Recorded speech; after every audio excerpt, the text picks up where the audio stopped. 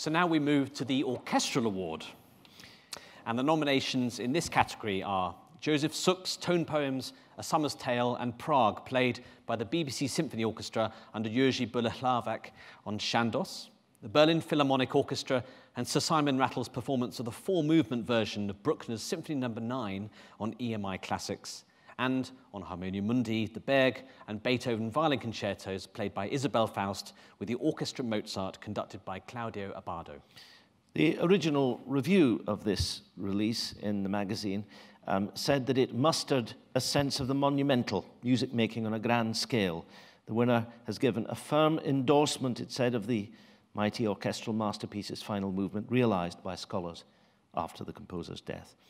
It's convincing and utterly thrilling, and therefore the winner must be Berlin Philharmonic and Sir Simon Rattle's recording of the four-movement version of Bruckner's Symphony No. 9 on EMI Classics. Sadly, Sir Simon wasn't able to be here today, but please welcome the Berlin Philharmonic's principal cellist and chairman, Olaf Manninger, to accept the award.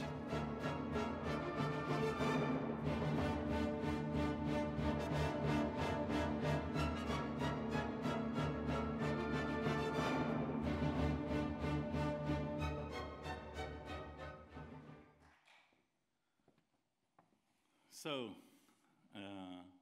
I think for an orchestra member playing Bruckner, making a recording of a Bruckner, of an orchestra piece, is quite extraordinary. And Sir Simon Rattle and the orchestra, they have a very close relation since the last decade, I think. And getting this prize from BBC Music Magazine for an orchestra work which has its strength through deep, warm German sound. Working together with Sir Simon, getting the award for Bruckner makes us proud, and I think it's a privilege. And one little thing I would like to add is, of course, we all, as Germans, love the BBC.